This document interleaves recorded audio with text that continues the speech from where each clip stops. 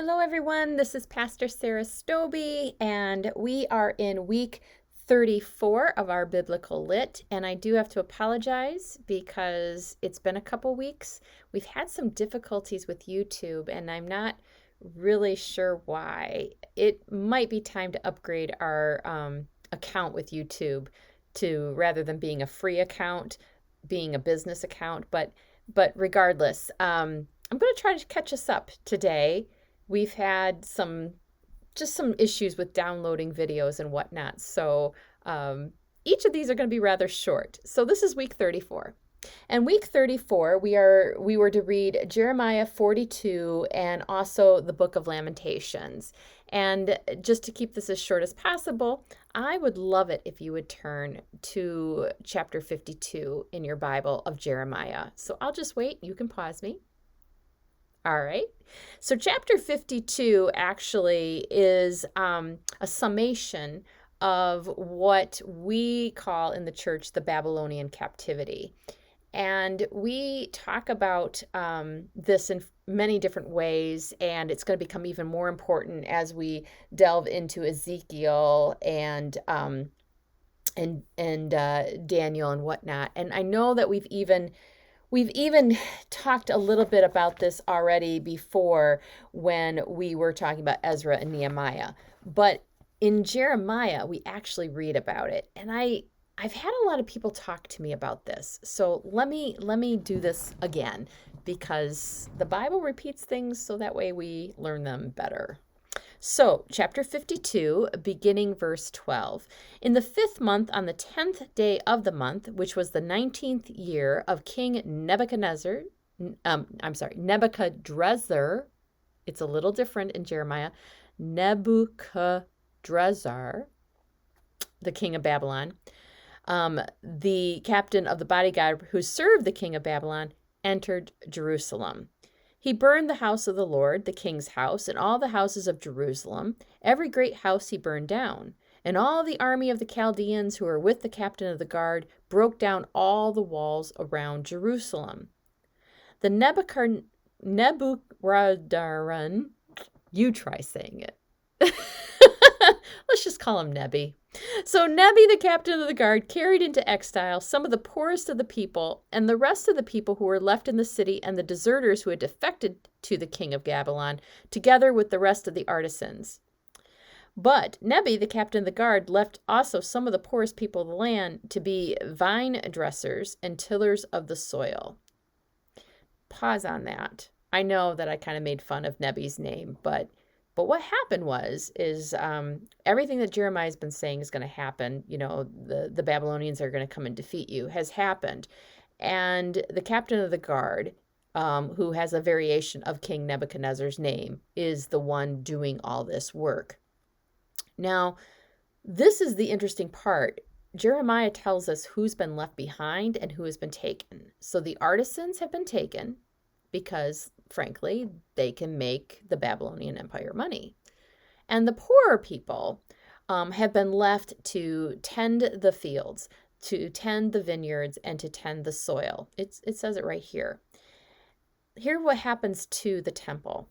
The pillars of bronze that were in the house of the Lord, that's not the tabernacle anymore. We had the temple, remember? Solomon built this beautiful temple. The pillars of bronze that were in the house of the Lord, and the stands and the bronze sea that were in the house of the Lord, the Chaldeans broke in pieces and carried all the bronze to Babylon.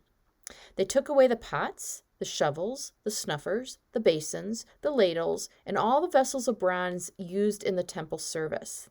The captain of the guard took away the small bowls also, the fire pans, the basins, the pots, the lampstands, the ladles, and the bowls for libation, both those of gold and those of silver.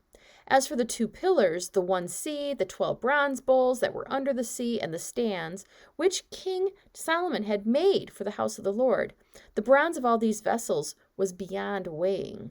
As for the pillars, the height of one pillar reached 18 cubits. Its circumference was 12 cubits. It was hollow, and its thickness was 4 fingers.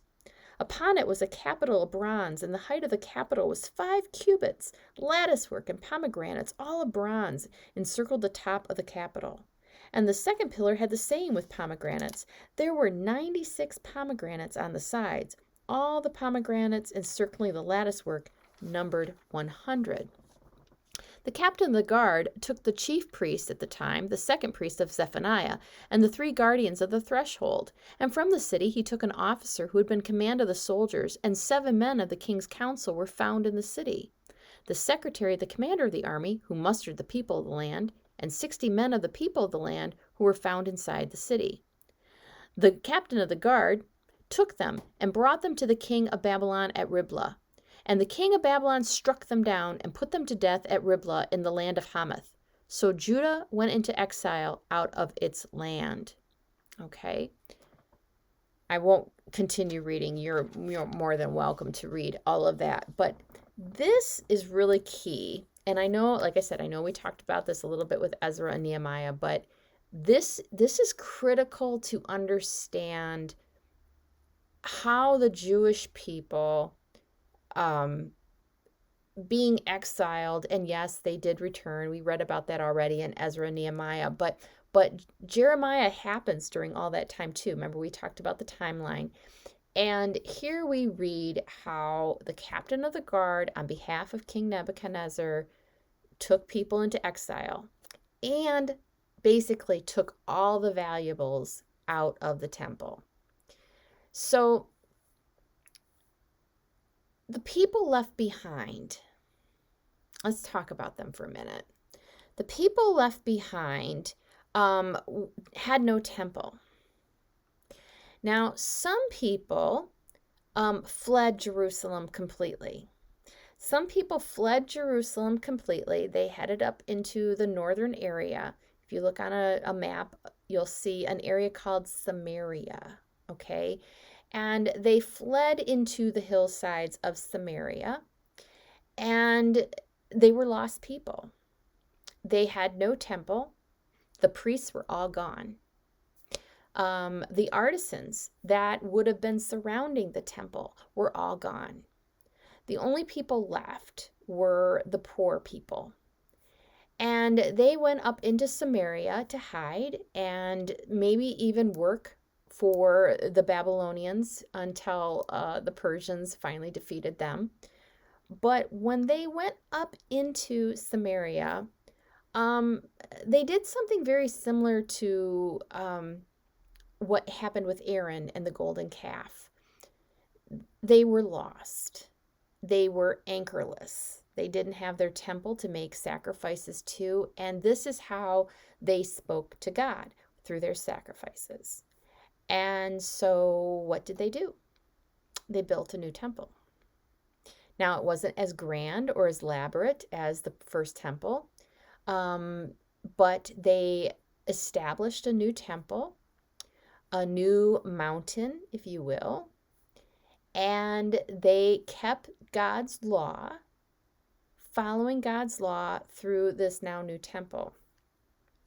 And to say that the Jewish people who were in exile, when they came back and they found out that these groups of Samaritans, or Samaritans, as Jesus' time called them, they were considered actually to be heretical. They were not met with understanding, like, oh, you were left behind and you did the best you could and it's okay. Now we're rebuilding the temple, so just come to us. That's not what happened. The people who came back, again, more educated and probably had better food and better treatment, they were angry. And so there becomes this division. There becomes this division of believers, if you will. The Jewish people of exile who came back, and then the Samaritans or the Samaritans who are Jewish, but they made their own way, if you will. This is why during Jesus's time, when Jesus goes through Samaria, which was a shortcut, it was a shortcut. They were not considered to be kosher. They were not considered to be Jewish. I mean, you could even call them Gentile, to be honest with you. They just didn't do that. And Jesus did. Jesus went through Samaria. Jesus took the shortcut. Jesus talked to them. I think that Jesus found much compassion for them. And I think that that's also why he had the story of the Good Samaritan. Because here we have these religious figures walking by the man on the side of the road, and it's the Good Samaritan, which would have been an oxymoron to the people that time. We have the Good Samaritan being the one to help. So I think about this often. I think about Jesus and the parable of the Good Samaritan often when we get bogged down with our religious traditions, and how our traditions, we hold on to them for the sake of holding on to them. And sometimes I think God finds a new way to speak. So I just wanted to lift that up to you as you're reading through this on week 34. And P.S., if you've watched me all the way to the end, if the Ark of the Covenant had been at the temple at the time of this invasion, it would have been taken back to Babylon. I'm just saying. God's blessings to you. I'll see you next time.